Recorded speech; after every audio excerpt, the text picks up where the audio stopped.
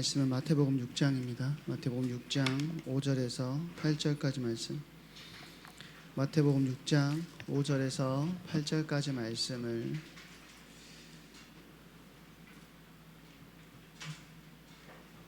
다 같이 합독하도록 하겠습니다. 마태복음 6장 5절에서 8절입니다. 같이 읽겠습니다. 또 너희는 기도할 때에 외식하는 자와 같이 하지 말라. 그들은 사람에게 보이려고 회당과 큰 거리 서서 기도하기를 좋아하느니라.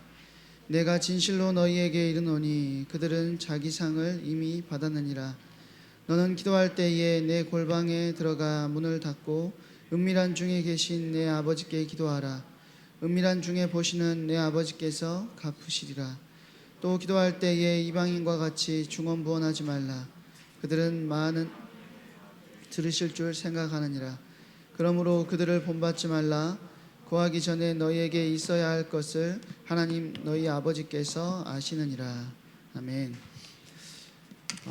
기도는 관계다. 기도는 관계다라는 제목으로 하나님 말씀 오늘 나누도록 하겠습니다. 이제 기말고사가 얼마 남지 않았죠.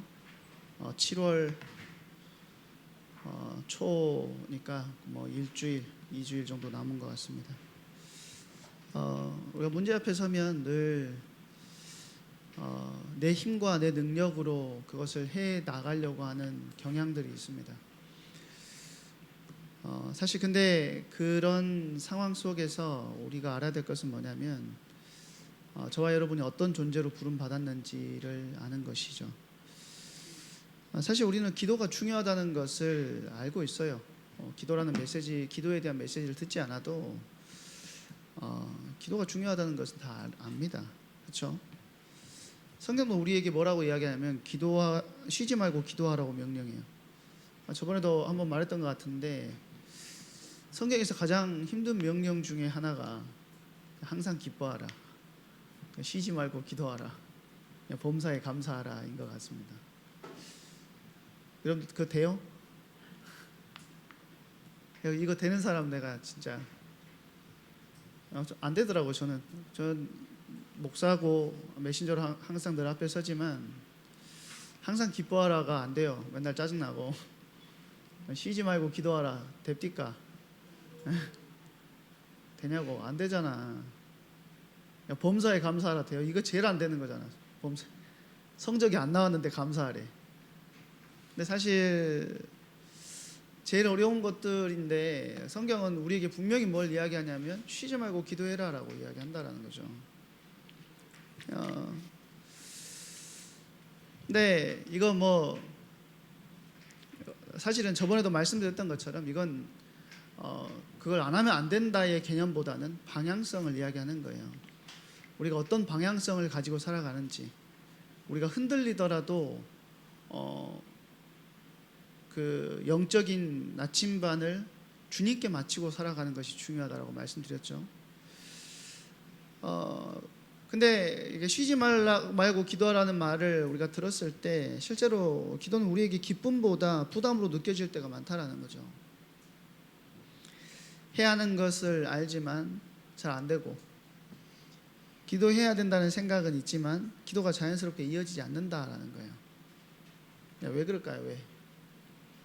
오늘 본문은 예수님은 단순히 기도를 많이 하라고 말씀하시지 않습니다. 예수님은 기도의 횟수나 시간보다 더 근본적인 문제를 이야기하고 있어요. 오늘 본문에서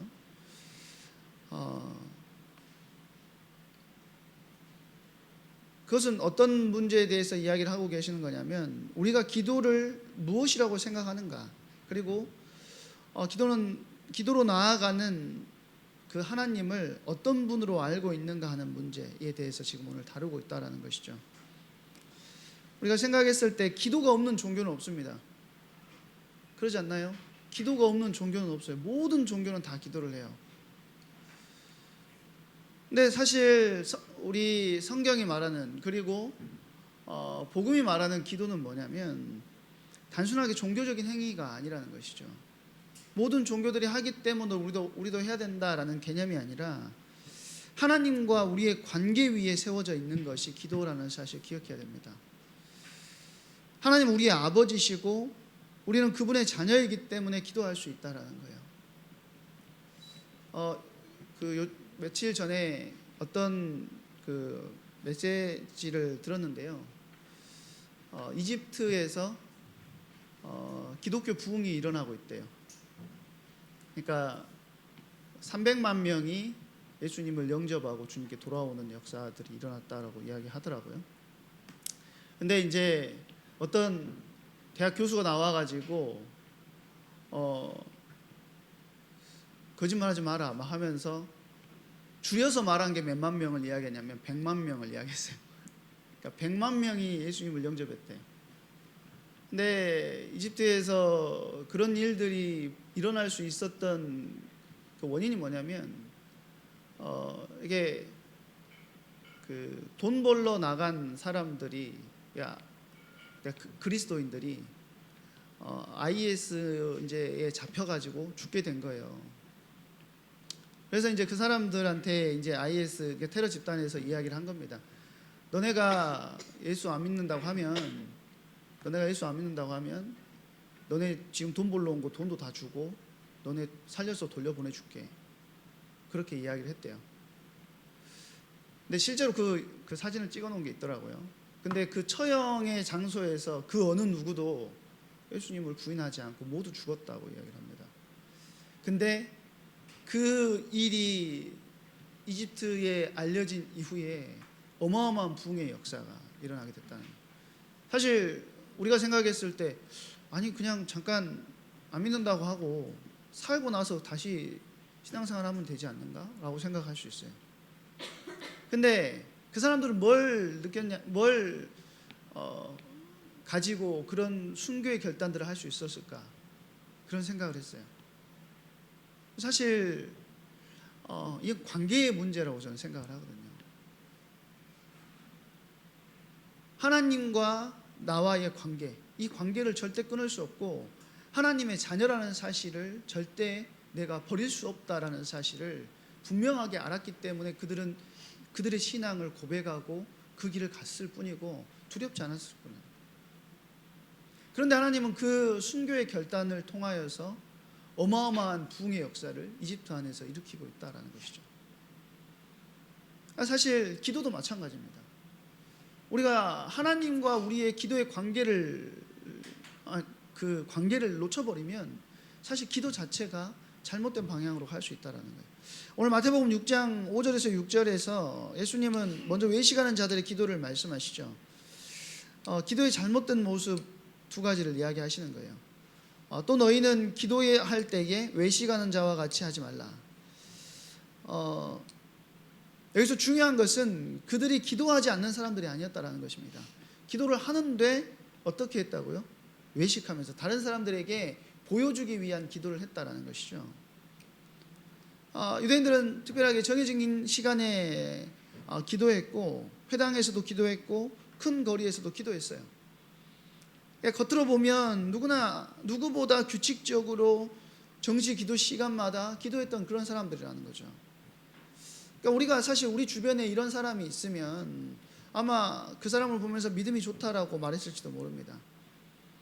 그런데 예수님은 그들의 기도를 칭찬하지 않으셨다라는 거예요. 왜였죠? 그들의 기도가 하나님을 향한 기도가 아니라 사람을 향해서 보이기 위한 기도라는 사실을 예수님은 알았기 때문이라는 거예요. 기도의 형식은 갖추고 있었지만 기도의 대상이 바뀌어 있었다라는 것입니다. 입으로는 하나님께 말하고 있지만 마음은 어디를 향해 있었다고요? 사람의 시선을 향해 있었다라는 거예요. 하나님께 나아간다고 하면서도 실제로는 사람들이 자신을 어떻게 평가하는지 더 의식하고 있었다라는 것이죠. 사실 제가 그 성경 본문을 가지고 말씀을 준비하면서 그런 고민을 했어요. 외식하는 기도라도 했으면 좋겠다. 기도를 아예 안 하기 때문에 이게 과연 우리 아이들에게 맞는 말인가 그런 생각을 했는데 어쨌든 성경이 말하고 있기 때문에 여러분들에게 전달하는 거죠. 기도는 하나님하고 나와의 교제인데 그 기도 안에서 하나님이 사라지고 사람의 평가만 남아있다면 그건 바른 기도라고 할 수 없다라는 거예요. 그래서 예수님은 뭐라고 이야기하시죠?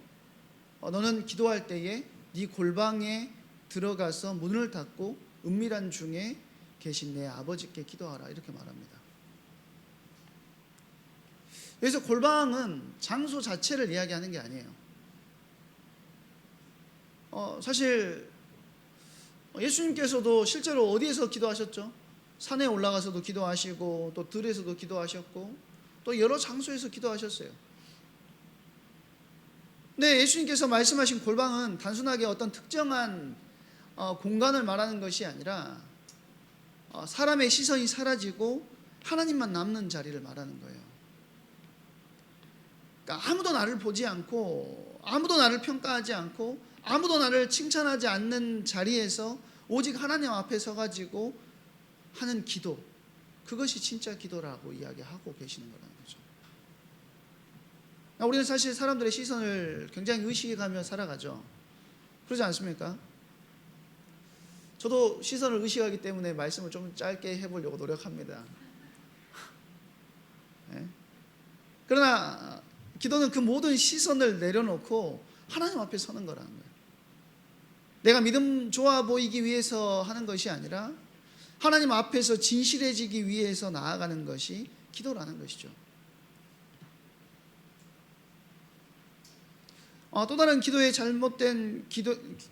잘못된 기도의 모습을 마태복음 6장 7절에서 8절에 예수님은 이어서 이야기하시는데, 어떻게 기도하는 것을 잘못되었다라고 말씀하시죠?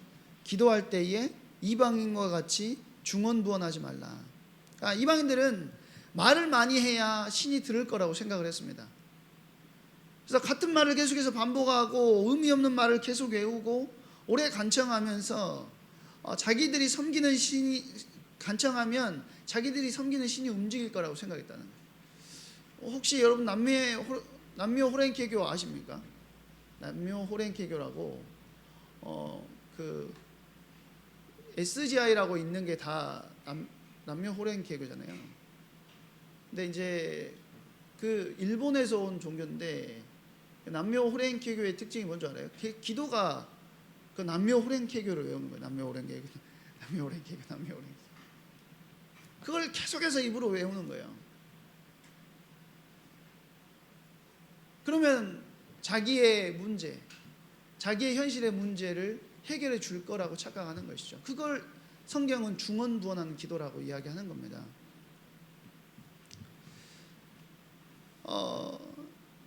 그들의 기도는 관계가 아니라 뭐냐면 거래라는 거예요. 내가 이만큼 하면 내 신이 나에게 지성이면 감천이라고 내 뭔가를 해주겠지. 그러니까 신뢰가 아니라 설득하는 거고, 아버지께 나아가는 것이 아니라 원하는 것을 얻어내기 위한 수단이 기도였다라는 거죠. 예수님은 그런 방식으로 기도하지 말라고 말씀하시는 거예요. 왜냐하면 우리가 기도하는 하나님은 그런 분이 아니시기 때문이라는 거예요. 하나님은 우리가 많은 말을 해야 겨우 들으시는 분도 아니라는 것이죠. 우리가 반복해서 조르면 마지못해서 응답하시는 분이 아니라는 거예요. 어제 이제 에린이하고 예주하고 만나가지고 이제 같이 이제 식사하면서 이야기를 하고 있는데 저희 딸한테 전화가 왔어요. 전화 받으니까 그러니까 아빠, 근데 사실 전화를 받으면서도 얘가 뭐 때문에 전화했는지를 알아요. 저는 왜 그랬더니 자기 의견을 이야기하는 거죠. 자기 필요를 이야기하는 거. 뭘 필요를 다른 게 아니에요. 아빠, 내가 여러 가지 미사여구들을 많이 묻습니다. 아빠, 내가 지금 공부하러 나왔는데 무엇이 어쩌고저쩌고. 알았어, 끊어. 이렇게 뭔지 알기 때문에.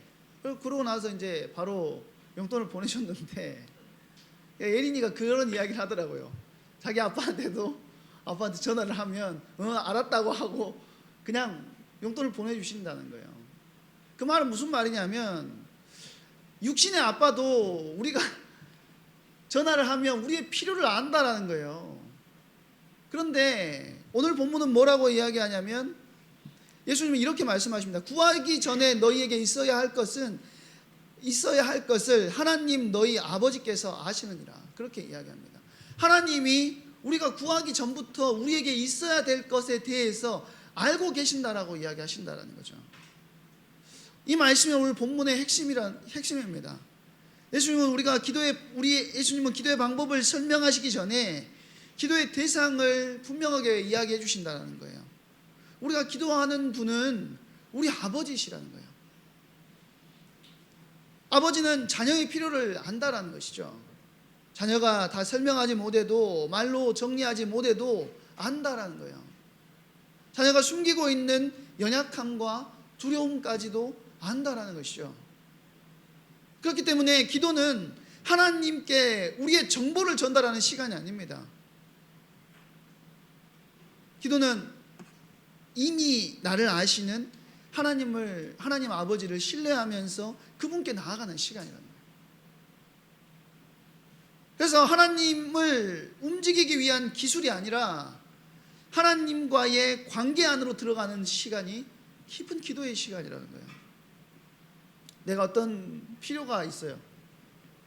그거를 받아내기 위해서 이렇게도 말해보고 저렇게도 말해보는 것이 아니라 이미 하나님은 우리의 필요를 아시는데 하나님은 더 깊은 관계를 원하신다는 거예요. 그 관계 때문에 기도라는 것을 저와 여러분에게 내어놓으셨다라는 것이죠. 그리고는 뭐라고 이야기하죠? 이사야서에 보면 그런 말씀이 있습니다. 하나님께서 이스라엘 백성들이 포로로 끌려가기 전부터 뭘 예비해 놓으셨냐면 그 포로에서 해방될 것에 대한 하나님의 길들을 다 예비해 놓으셨어요. 그러면 이스라엘 백성들이 구하지 않아도 그것이 사실은 하나님께서 예비해 놓으신 길이잖아요. 근데 성경은 뭐라고 이야기하냐면 그래도 그들이 구하여야 할지라 그렇게 이야기합니다. 하나님이 이미 모든 것을 다 예비해 놓고 준비해 놓고 계시지만 하나님께서 우리에게 원하는 것은 구하는 관계 속에서 우리에게 주실 것들을 주시기를 원하신다는 거예요. 하나님과의 깊은 교제, 관계 안으로 들어가는 것을 원하신다는 거죠. 그렇기 때문에 기도하지 않는 문제도 단순히 시간이 없거나 습관이 부족한 문제로만 볼 수는 없습니다. 우리가 기도하지 않는 이유는 뭐죠? 우리가 시간이 없어서도 아니고 기도하는 습관이 안 돼서도 아니라는 거예요. 더 깊이 보면 어떤 신호냐? 하나님과의 관계가 멀어지고 있다는 신호라는 거예요. 하나님과의 관계가 멀어져 있다는 신호라는 거예요. 가까운 사람과는 자연스럽게 대화하게 되죠. 은호가 저를 만났더니, 은호도 만났거든요. 말을 안 해. 안 가까워. 야, 너 뭐 먹고 싶냐? 먹고 싶은 것도 선택을 안 해요. 뭔 말이죠? 안 가깝다는 거예요. 불편하다는 거야. 그래서 이제 다 선택하고 다음에 먹을 때는 야, 네가 선택해라. 왜냐하면 저도 그 결정장애가 있어가지고 뭘 선택을 못 하거든요. 다음에 저랑 만날 친구들은 다 선택해서 오세요. 근데 관계가 살아있으면 말이 오가게 되는 거죠. 내가 뭘 원하는지, 내가 뭘 필요로 하는지가 주고받게 된다는 거예요. 그러나 관계가 멀어지면 대화가 줄어든다는 것이죠. 하나님과의 관계도 마찬가지라는 겁니다. 기도가 사라진다는 것은 하나님과의 관계를 돌아봐야 된다는 거예요. 오늘 예수님은 두 가지 잘못된 기도를 말씀하셨죠. 외식하는 기도는 사람을 바라보느라 하나님과의 관계를 잃어버린 기도고, 중언부언하는 기도는 하나님을 아버지로 알지 못하기 때문에 관계를 잃어버린 기도다. 결국 두 기도는 모두 하나님과의 관계에서 벗어난 기도라는 거예요. 그런데 여기서 우리는 한 가지 질문을 해야 됩니다. 어떤 질문을 해야 되냐면 죄인인 우리가 어떻게 하나님을 아버지라고 부를 수 있게 됐죠? 구약의 사람들은 함부로 하나님께 나아갈 수 없었어요. 죄인은 거룩하신 하나님 앞에 설 수 없다라는 것이죠. 성막과 성전에는 그 성소와 지성소를 나누는 휘장이 있었고, 하나님께 나아갈 수 있는 길은 제한되어 있었어요. 어느 정도로요? 1년에 한 번만 지성소 안으로 들어갈 수 있었습니다. 1년에 딱 한 번. 누구만요? 모든 사람이 다 들어갈 수 있는 것도 아니고, 제사장들도 다 들어갈 수 있는 게 아니에요. 대제사장 한 명만 들어갈 수 있었어요. 1년에 단 한 번, 대속죄일에. 그런데 예수님께서 십자가에 죽으실 때 성전에 있던 그 성소와 지성소를 나누던 휘장이 위에서부터 아래로 찢어졌다라고 성경은 기록하고 있습니다. 이것은 하나님께 나아가는 길이 열렸다는 선언이라는 거예요. 그러니까 예수님께서 우리의 죄를 담당하시고 십자가에서 죽으심으로 하나님과 우리 사이를 막고 있었던 죄의 담, 그러니까 우리가 휘장이라는 것은 들어가면 죽기 때문에 막아놓은 거예요. 죄를 가지고 있는 모든 사람이 하나님을 만날 수 없는 상황이었다라는 것이죠. 그런데 그 죄의 담이 예수 그리스도 안에서 그 피의 보혈의 능력으로 무너졌다라는 거죠.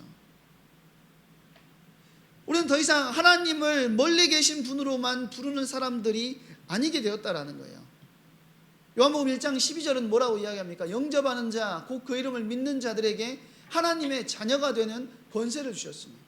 저와 여러분을 어떤 존재로 불러주셨냐면 하나님의 자녀로 불러주셨다라는 거예요. 하나님께 나아갈 수 없는 존재였는데 자녀가 되었다라는 것입니다.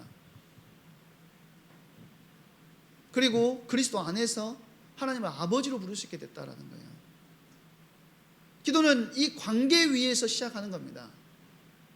이미 사랑받는 자녀가 아버지와 교제하는 시간이 기도의 시간이라는 거죠.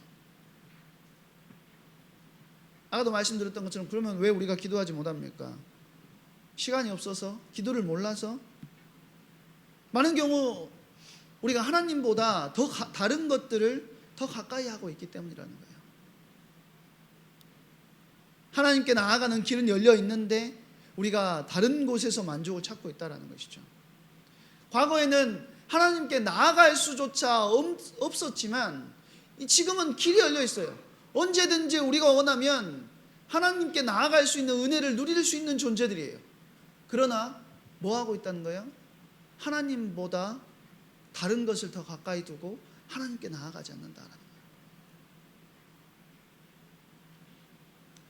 그리스도께서 자신의 피값으로 길을 열어놓으셨는데 은혜의 보좌가 이미 우리에게 열려 있는데도 불구하고 우리는 그 자리를 자주 외면한다라는 것이죠. 그래서 기도하지 않는 것은 단순하게 습관의 문제가 아니라 관계의 문제예요. 관계의 문제. 히브리서 4장 16절은 우리에게 이렇게 권면하죠. 그러므로 우리는 긍휼하심을 받고 때를 따라 돕는 은혜를 얻기 위하여 은혜의 보좌 앞으로 담대히 나아갈 것이니라. 우리는 오늘 다시 기도에 대한 결단을 해야 됩니다. 기도를 더 많이, 더 열심히 해야겠다는 결심 이전에 하나님께 더 나아가야겠다는 결단이 여러분 가운데 있게 되기를 바랍니다. 기도를 의무로 여기기 이전에 뭘로 볼 수 있어야 되냐면 특권으로 볼 수 있어야 돼요. 하나님께서 저와 여러분에게 허락하신 특권이라는 거예요. 예수 그리스도께서 열어놓으신 길을 따라서 하나님께 나아가야 된다는 것이죠. 기도는 관계입니다. 그 관계는 예수 그리스도의 십자가 위에서 세워진 관계죠. 하나님은 오늘도 우리를 부르시며 아버지의 품으로 나오라고 초청하고 계신다는 거예요. 오늘 우리 고등부 모든 지체들이 정말로 기도를 회복할 수 있게 되기를 바랍니다. 기도의 결단이 있게 되기를 바랍니다. 여러분의 현장 속에서 정말로 하나님께서 예비해 놓으신 그 놀라우신 은혜와 능력의 비밀들을 나의 것으로 만들 수 있게 되기를 바랍니다. 우리 이 시간에 같이 합심해서 찬양했으면 좋겠는데요. 우리가 기도라는 행위 이전에 주님께서 원하시는 깊은 관계 속으로 들어갔으면 좋겠습니다. 주님 말씀하시면이라는 찬양을 할 건데